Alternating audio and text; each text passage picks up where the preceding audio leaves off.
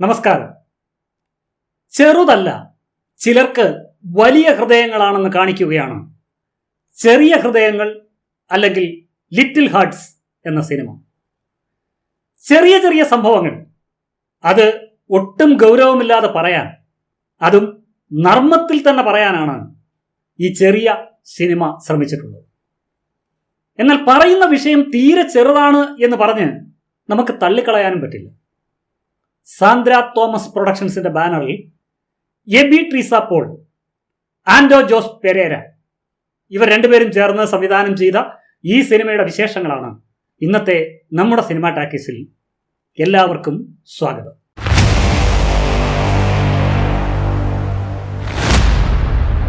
Sandra Thomas എന്ന് കേട്ടാൽ നമുക്കറിയാം, മലയാള സിനിമയിൽ ഈ വനിതാ സിനിമാ നിർമ്മാതാക്കൾ വളരെ ചുരുക്കമായിരുന്നുള്ളൂ. പണ്ടത്തെ കാലത്തുണ്ടായിരുന്നു ആരിഫ ഹസൻ എന്നൊക്കെ പറയുന്ന വനിതാ സിനിമാ നിർമ്മാതാക്കൾ. ജയന്റെ ഏറ്റവും പ്രശസ്തമായ മൂർഖനടക്കമുള്ള സിനിമകളൊക്കെ നിർമ്മിച്ചത് അവരാണ്. അവരുടെ പേരിലാണെങ്കിലും, അവരുടെ ഭർത്താവാണ് അത് നിർമ്മിച്ചതെങ്കിലും അവരുടെ പേരിലായിരുന്നു ആ സിനിമാ നിർമ്മാണ കമ്പനി. എന്നാൽ നിർമ്മാണം, അഭിനയം എന്നീ മേഖലകളിൽ വളരെ മുൻപ് തന്നെ ഈ അടുത്ത കാലത്ത് വ്യക്തിമുദ്ര പതിപ്പിച്ചിട്ടുള്ള ആളാണ് ഈ സാന്ദ്ര തോമസ്. ഫ്രൈഡേ ഫിലിംസിന്റെ ചിത്രങ്ങൾ പലതും നമുക്ക് ഇഷ്ടമായിരുന്നു, എനിക്കും അതിഷ്ടമായിരുന്നു. അതിൽ പലതും ഇപ്പോഴും ഉണ്ട്, നമ്മുടെ ടെലിവിഷൻ ചാനലുകളിലൊക്കെ നമ്മൾ ഇടയ്ക്ക് കാണാറുണ്ട്. ഈ ഫ്രൈഡേ ഫിലിംസിൽ നിന്ന് പിരിഞ്ഞ് സാന്ദ്ര തോമസും ഭർത്താവ് വിൽസൺ തോമസും ചേർന്ന് സാന്ദ്ര തോമസ് പ്രൊഡക്ഷൻസ് എന്ന പേരിലൊരു നിർമ്മാണ കമ്പനി ആരംഭിച്ചു. അവരുടെ രണ്ടാമത്തെ സിനിമയാണ് ഇപ്പോൾ ഈ പുറത്തു വന്നിരിക്കുന്ന ലിറ്റിൽ ഹാർട്ട്സ്. ആദ്യം അവരൊരു സിനിമ നിർമ്മിച്ചിരുന്നു, നല്ല നിലാവുള്ള രാത്രി എന്നൊരു സിനിമയായിരുന്നു. എന്നാൽ അത് അത്രയൊന്നും ശ്രദ്ധിക്കപ്പെട്ടില്ല. അതുകൊണ്ട് തന്നെ വ്യത്യസ്തമായ മറ്റൊരു പാറ്റേണിലാണ് അവർ ഈ രണ്ടാമത്തെ സിനിമയുമായി എത്തിയിരിക്കുന്നത്.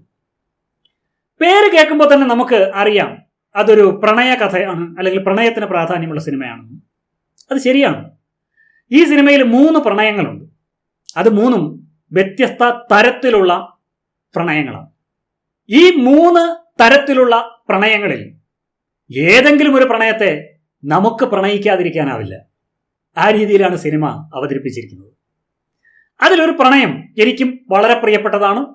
നിങ്ങൾക്ക് ഏതാണ് പ്രിയം എന്നത് സിനിമ കണ്ടിട്ട് അഭിപ്രായമായി രേഖപ്പെടുത്തുക. ഈ സിനിമയുടെ കഥ നമ്മൾ പലപ്പോഴും കേട്ടും കണ്ടും തഴമ്പിച്ച കഥ തന്നെയാണ്. നമുക്ക് പരിചയമല്ലാത്ത കഥകളൊന്നും തന്നെ ഇപ്പോഴ് ഒരു ഭാഷയിലും സിനിമയായി വരുന്നില്ല. ഈ കാലത്ത് ഒരു സിനിമയുടെ കഥ കണക്കാക്കിയല്ല നമ്മൾ സിനിമ കാണാൻ പോകുന്നത്. ആ കഥയെ എങ്ങനെ ആ സിനിമ കൺസീവ് ചെയ്യുന്നു എന്നതാണ് നമ്മൾ ശ്രദ്ധിക്കുന്നത്. അങ്ങനെ നോക്കുമ്പോഴാണ് ഈ ലിറ്റിൽ ഹാർട്ട്സ് സുഖമുള്ള ഒരു സിനിമ അനുഭവം നമുക്ക് പകർന്നു തരുന്നത്.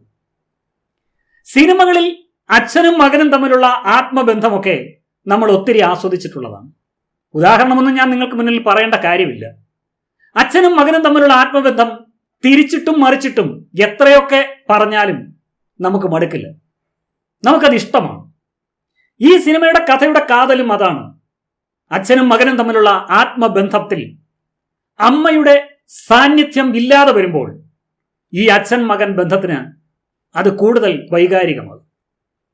അതിന് നർമ്മത്തിനും കൂടുതൽ സാധ്യതയുള്ള ഒരു സ്ഥലമാണ് ഈ അച്ഛനും മകനും തമ്മിലുള്ള ബന്ധത്തിന്റെ പ്ലാറ്റ്ഫോം. തീർച്ചയായും ഈ സിനിമ ലക്ഷ്യം വെക്കുന്നത് നർമ്മം തന്നെയാണ്. അതിലവർ വിജയിക്കുകയും ചെയ്തിട്ടുണ്ട്. അച്ഛനും മകനുമായി എത്തുന്നത് ബാബുരാജും ഷെയ്ൻ നിഗവുമാണ്. ഇവരുടെ 2 പേരുടെയും അഭിനയ ജീവിതത്തിൽ ഇവർ രണ്ടും ഇതുപോലെയുള്ള കഥാപാത്രങ്ങളെ ഇതിനു മുമ്പ് അവതരിപ്പിച്ചിട്ടില്ല എന്നതാണ് ഈ സിനിമയുടെ ഒന്നാമത്തെ പ്രത്യേകത. ബാബുരാജ് എന്ന നടനെക്കുറിച്ച് നമുക്കറിയാം.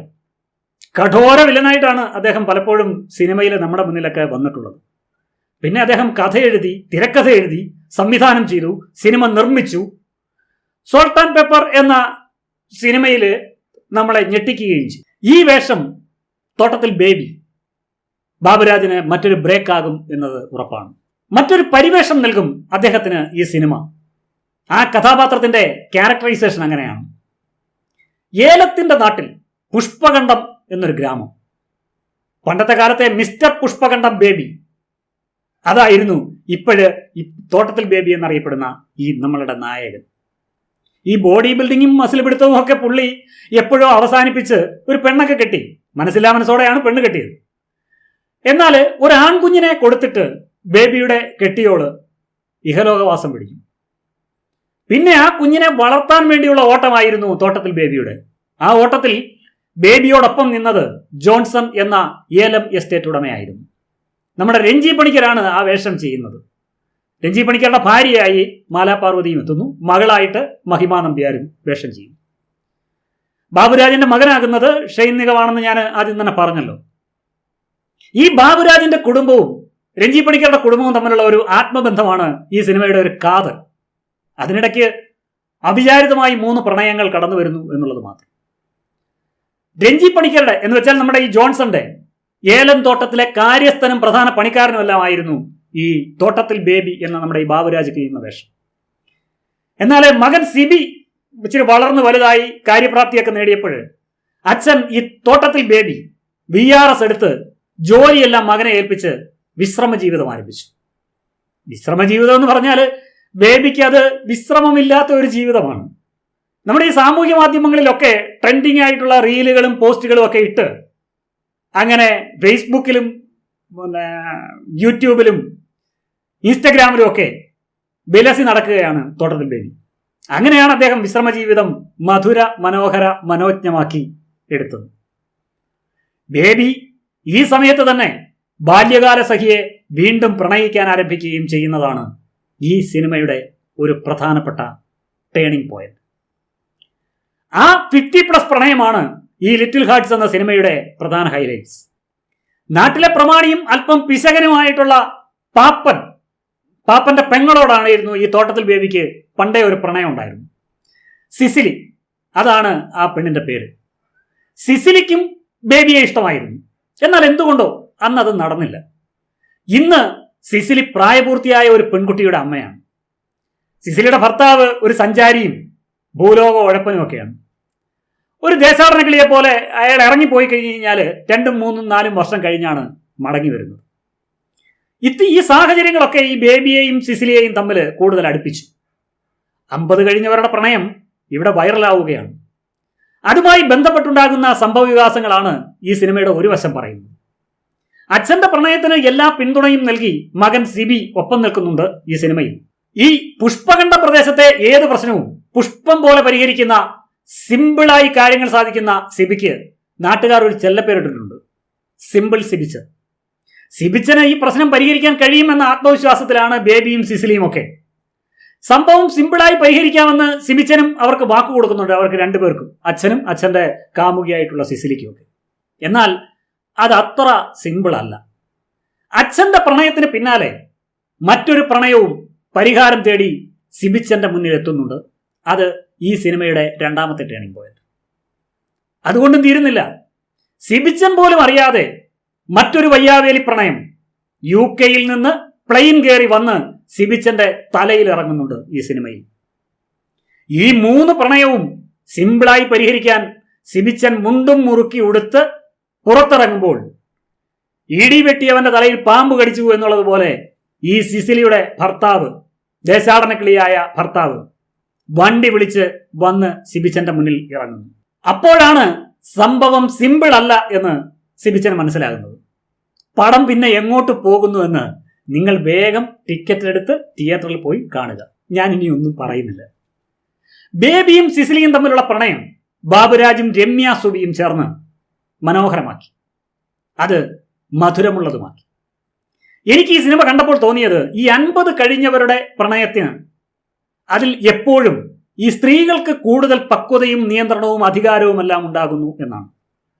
ജീവിതത്തിന്റെ പല ഘട്ടങ്ങളിൽ ഒരു സ്ത്രീ നേരിടുന്ന പ്രതിസന്ധികൾ അവൾ തരണം ചെയ്യുക വഴി അവൾ നേടുന്ന കരുത്ത് ഈ പ്രണയങ്ങളിലെല്ലാം പ്രതിഫലിക്കുന്നുണ്ട്.